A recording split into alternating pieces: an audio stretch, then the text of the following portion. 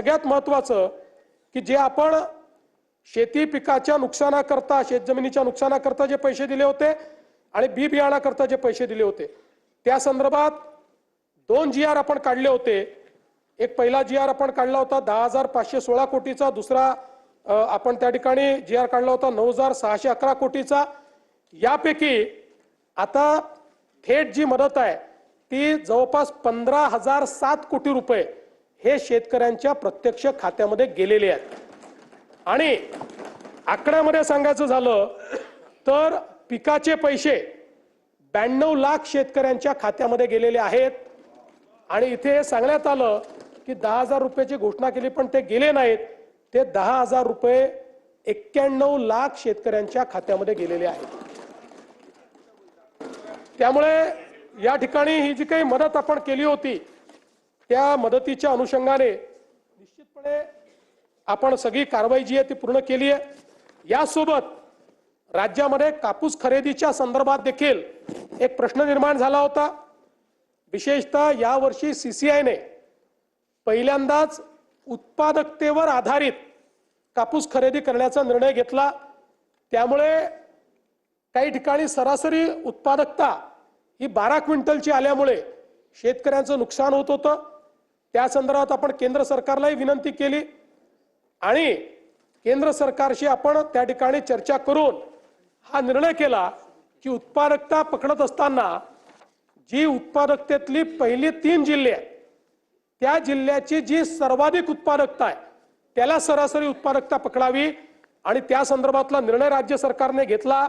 आणि आता 1277 किलो प्रति हेक्टर सरासरी उत्पादकतेच्या ऐवजी 2368 किलो प्रति हेक्टर अशा पद्धतीनं आपण निर्णय केलेला आहे। आणि आता ही जी खरेदी चाललेली आहे त्यामुळे कुठल्याही शेतकऱ्याचा कापूस जो आहे हा त्या ठिकाणी परत जाणार नाही अशा प्रकारची व्यवस्था ही आपण निश्चितपणे केली आहे। नानाजी देशमुख कृषी संजीवनी प्रकल्प टप्पा 2 याच्या कामाची सुरुवात झाली आहे। यावर्षी त्याकरता अर्थमंत्र्यांनी 351 कोटी रुपयाची तरतूद आपल्याला दिलेली आहे आणि त्यातनं मोठ्या प्रमाणात विदर्भ आणि मराठवाडा या 2 विभागातल्या शेतकऱ्यांकरता ही कृषी संजीवनीची योजना एक प्रकारे गेम चेंजिंग योजनेच्या पहिल्या टप्प्यातली गावं ही आपल्याला तिथे झालेलं ट्रान्सफॉर्मेशन पाहायला मिळत आहे। आणि म्हणून आता दुसरा टप्पा चालू झालेला आहे आणि यातनं 3000 गावांमध्ये शेती शाळा घेऊन जवळपास 1300 गावात महिला शेती शाळा घेण्यात आली आणि जवळपास 1,44,000 जे वैयक्तिक शेतकऱ्यांनी अर्ज वेगवेगळ्या योजनांकरता दिले होते त्यालाही पूर्णपणे मान्यता ही देण्यात आलेली आहे। जवळपास 4,926 ग्रामपंचायतीमधल्या सरपंचांचं प्रशिक्षण करून आणि 6,332 कृषीताईंची निवड करून आपण 5,831 गावाचं सूक्ष्म नियोजन आराखड्याची प्रक्रिया पूर्ण केली आहे आणि त्याला वर्ल्ड बँकेच्या माध्यमातून आपण या योजनेतून पैसा देतोय। माननीय बाळासाहेब ठाकरे कृषी व्यवसाय व ग्रामीण परिवर्तन प्रकल्प स्मार्ट या स्मार्ट प्रकल्पामध्ये 10,000 गावांमध्ये आपण त्या ठिकाणी ॲग्री बिझनेस हा विषय हातामध्ये घेतलेला आहे आणि त्यातनं त्या ठिकाणी जी काही कृषीची व्हॅल्यू चेन तयार करायची आहे मूल्य साखळी तयार करायची आहे त्याचा प्रयत्न आपण करतो। 7.5 लाख शेतकऱ्यांना याचा फायदा होणार आहे आणि या अंतर्गत मायक्रो प्रोसेसिंग असेल, गोदाम असेल, प्रक्रिया उद्योग असेल, मिल्स असतील, अवजार बँक असतील। आणि मला सांगताना आनंद वाटतो की एकीकडे हा प्रकल्प आहे जागतिक बँकेचा आणि दुसरीकडे मॅग्नेट प्रकल्प आहे की ज्याच्यामध्ये आपण ॲग्री बिझनेसचा दुसरा प्रकल्प आहे ज्यात FPO ला आपण ट्रेनिंग देतोय। याचा परिणाम असा आहे की मध्यंतरीच्या काळात आम्ही काही FPOंची इंटरॅक्शन केलं त्यातल्या एका FPOने आता जवळपास 100 कोटीची उलाढाल ही त्या ठिकाणी पूर्ण केलेली आहे आणि म्हणून मायक्रो प्रोसेसिंग मध्ये आता मोठ्या प्रमाणात हे कार्य देखील आपल्या राज्यात चाललेलं आहे।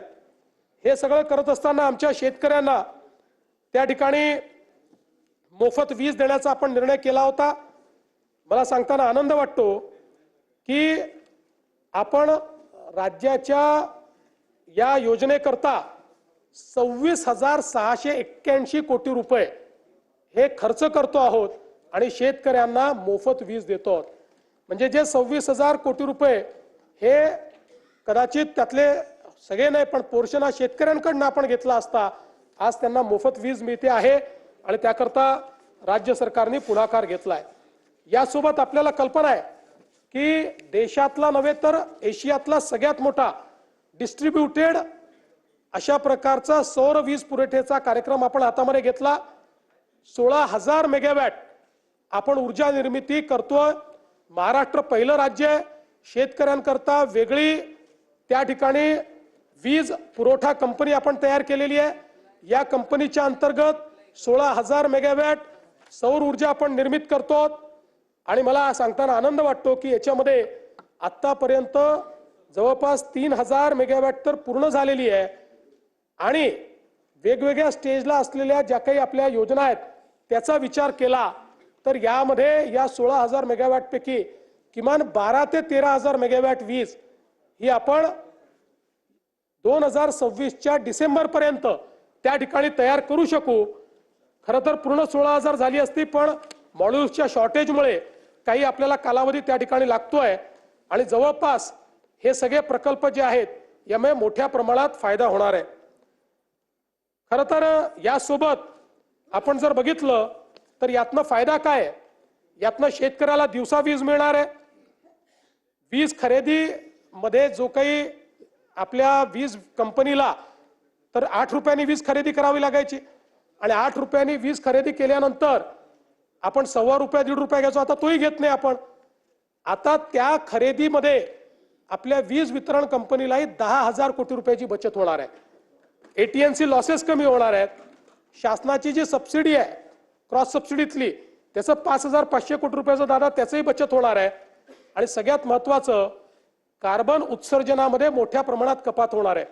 मी सहज एक थंब रूल पाहत होतो की 16,000 मेगावॅट कोळशाची जी ऊर्जा आहे या ऊर्जेनं जेवढं CO2 एमिशन होतं ते एमिशन जर आपल्याला मिटिगेट करायचं असेल तर किती झाडं लागतील? ते जर आपल्याला करायचं असेल 250 कोटी झाडं लावावी लागतील। आता या सौर ऊर्जेच्या कार्यक्रमामुळे 16,000 मेगावॅट जर आपण वीज तयार केली तर 250 कोटी झाडांचं मिटिगेशन हे आपण या योजनेच्या माध्यमातून करतोय। म्हणजे वेगळ्या पद्धतीनं 250 कोटी झाडं लावले असं आपण त्या ठिकाणी क्लेम करू शकतो। हा तर तिथे लावणारच आहोत। तर या दृष्टीने ही एक अत्यंत महत्त्वाची अशा प्रकारची योजना आहे आणि मला हेही सांगितलं पाहिजे की आज आपण ऊर्जा क्षेत्रामध्ये खूप वेगवेगळ्या प्रकारचे जे काही प्रयोग केले त्यामुळे गेल्या 2 वर्षामध्ये ऊर्जा क्षेत्रातले 21 पुरस्कार हे महाराष्ट्राला मिळालेले आहेत आणि सगळे प्रेस्टिजियस पुरस्कार आहेत। त्याची यादी माझ्याकडे आहे। सगळे इंटरनॅशनल आणि नॅशनल पातळीचे 21 पुरस्कार आपल्याला मिळालेले आहेत। मला सांगताना आनंद वाटतो की स्वातंत्र्यापासून तर 2022 पर्यंत 75 वर्षामध्ये आपली कॉन्ट्रॅक्च्युअल कॅपॅसिटी ही 37,000 मेगावॅटची होती आणि गेल्या 2 वर्षामध्ये आपण ऍडिशनल कॉन्ट्रॅक्च्युअल कॅपॅसिटी तयार केली आहे 45,000 मेगावॅटची। त्यामुळे 2030 मध्ये कारण आपल्याला $1 ट्रिलियन इकॉनॉमी तयार करायची असेल वीज सगळ्यात महत्त्वाची आहे। आता 2030 साली आपल्याकडे जी क्षमता असेल कॉन्ट्रॅक्च्युअल स्थापित क्षमता जास्त असेल आपल्याला आपण जी आपण विकत घेणार आहोत महाजेनकोकडनं असेल किंवा इतरकडनं असेल ती असणार आहे 82,000 मेगावॅट आणि या 82,000 मेगावॅट मध्ये 36,000 मेगावॅट ही हरित ऊर्जा असणार आहे। म्हणजे आपण 52% 2030 साली आपलं जे काही ऊर्जा आपली असेल ही त्या ठिकाणी हरित ऊर्जा असेल आणि हे सगळं करत असताना कॉन्ट्रॅक्च्युअल कॅपॅसिटीमध्ये सगळ्यात कमी दर देशामध्ये हा महाराष्ट्राला मिळालाय। कृषी सौर ऊर्जीकरण ₹3.07, युटिलिटी स्तराचे मोठे सौर प्रकल्प ₹2.70, सौर आणि पवन hybrid ₹3.60, pump storage ₹3.20, battery storage ₹2.19 आणि 1500 मेगावॅट प्रति तास राऊंड द क्लॉक ही मिक्स जी काही ऊर्जा असते ती ₹4.60। म्हणजे आपण जर विचार केला तर आज आपल्याला अगदी आपण आपली महाजेनकोची जी ऊर्जा घेतो ती कुठे 6 रुपयाला पडते कुठे 7 रुपयाला पडते पण आता आपली ॲव्हरेज कॉस्ट जी आहे ही ₹3च्या दरम्यान या सगळ्या नवीन याच्यात आलेली आहे। आणि आपण जर बघितलं तर विशेषतः शेतकऱ्यांना आपण कृषी पंप सौर ऊर्जेवर देणं सुरू केलं आणि इतका प्रचंड प्रतिसाद हा शेतकऱ्यांनी या योजनेला दिलाय। कदाचित राज्याच्या लोकप्रिय योजनांमध्ये आपल्याला लाडक्या बहिणीनंतर याच योजनेचा नंबर लागेल, इतक्या मोठ्या प्रमाणात शेतकरी हा ऍक्सेप्ट करतायत। आणि याच्यामध्ये देशामध्ये पीएम कुसुम योजनेच्या अंतर्गत आपण मागेल त्याला सौर पंप ही स्कीम चालू केली होती। पीएम कुसुमच्या अंतर्गत देशामध्ये 11,90,000 पंप स्थापित झाले आहेत। या 11,90,000पैकी एकट्या महाराष्ट्रामध्ये 7,38,000 पंप आपण स्थापित केले आहेत। हो। आणि हे देखील आपण लक्षात घेतलं पाहिजे की हे करत असताना आपल्यापैकी अनेकांना आठवत असेल, विदर्भाचे तर सगळे जे सदस्य आहेत की अनेक वर्ष आपल्या चर्चेचा भाग होता पेड पेंडिंग। 4 वर्षाचे पेड पेंडिंग आहेत, 4 वर्षाचे आहेत, 5 वर्षाचे आहेत।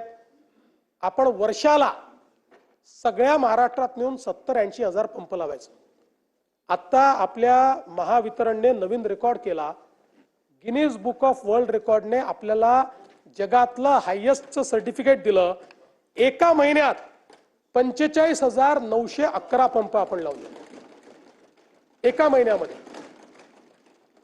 आणि मोठ्या प्रमाणात यातनं शेतकरी खुश आहेत। मी स्वतः शेतकऱ्यांशी इंटरॅक्शन केलं, आपणही करू शकता। आणि अनेक जे संभ्रम होते ते संभ्रम तुटून पडतायत की मग पाणी येईल का। आता दिवसा पाणी येत असल्यामुळे शेतकऱ्यांना त्याचा फायदा आहे। आणि एवढंच नाही तर त्याच्यामध्ये आता नवीन आपण काही इनोव्हेशन्स केले। काही कोल्हापूर जिल्ह्यातनं आमच्याकडे मागणी यायची, आमच्या सुधीर भाऊंची सारखी मागणी असायची की आमच्याकडे नदीतनं डायरेक्ट पाणी घ्यावं लागतं। आता सुधीर भाऊंच्याच ठिकाणी आम्ही एक नवीन प्रयोग केला आणि याच्यामध्ये फक्त एक बूस्टर पंप लावला। अतिशय चांगल्या पद्धतीनं पाणी आलं आणि तिथल्या शेतकऱ्यांनी मला आणि सुधीर भाऊंना धन्यवाद देण्याचा व्हिडिओ देखील त्या ठिकाणी पोस्ट केलाय।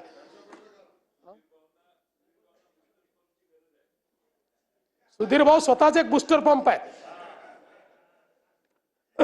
अध्यक्ष महोदय, खरं म्हणजे अनेक गोष्टी या ठिकाणी सांगता येतील, पण एक महत्त्वाची गोष्ट मात्र मला या निमित्ताने सांगितली पाहिजे की महाराष्ट्र एक अजून नवीन रेकॉर्ड हा या ठिकाणी करतो आहे आणि तो म्हणजे पंप स्टोरेजच्या संदर्भात।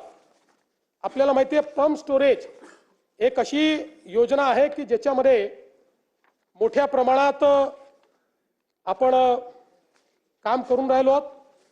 पंप स्टोरेजमुळे रिन्युएबल एनर्जी आपल्याला मिळते आणि पंप स्टोरेजचा दुसरा फायदा असा आहे की त्या माध्यमातनं आपण कधी ऑन आणि ऑफ करू शकतो। आपला जो कोळशाचा प्रोजेक्ट आहे हा आपल्याला त्या ठिकाणी ऑन ऑफ करता येत नाही, पण हा मात्र आपण लगेच ऑन आणि ऑफ करू शकतो।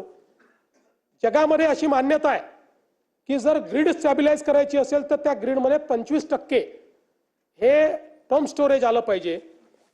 आपल्या असं लक्षात आलं की महाराष्ट्र हा वेस्टर्न घाटमुळे एक असं राज्य आहे की ज्या ठिकाणी पंप स्टोरेजची खूप मोठी क्षमता आहे आणि त्यासोबत देशातले सर्वात जास्त मोठे प्रकल्प डॅम्स हे महाराष्ट्रात आहे। ते लिव्हरेज करून आपण एक नवीन पंप स्टोरेजची पॉलिसी आणली। मला सांगताना आनंद वाटतो की आपण महाराष्ट्राचीच ग्रीड नाही, देशाची ग्रीड स्टॅबिलाइज करण्याकरता यातनं आता आपण उत्पादन करणार आहे। आतापर्यंत महाराष्ट्रामध्ये 76,000 मेगावॅटचे पंप स्टोरेजचे आपण त्या ठिकाणी करार केलेले आहेत आणि हे सगळे करार वेगवेगळ्या स्टेजला आहेत। आपल्याला यातलं 5 ते 7,000 मेगावॅटच वीज लागणार आहे, ती आपण विकत घेण्याचा करार केलाय, ते ॲडव्हान्स स्टेजमध्ये गेलेलं आहे।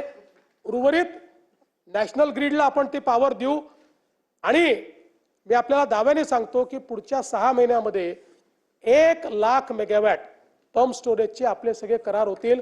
आणि देशामध्ये जसं गुजरात आणि राजस्थानने त्यांच्याकडे रेगिस्तान असल्यामुळे त्या ठिकाणी 50-50 हजार मेगावॅट 40,000 मेगावॅटचे सोलर केले, तसं 1,00,000 मेगावॅटचं आपण 24/7 चालू शकेल अशा पद्धतीचे हे या ठिकाणी करणार आहोत।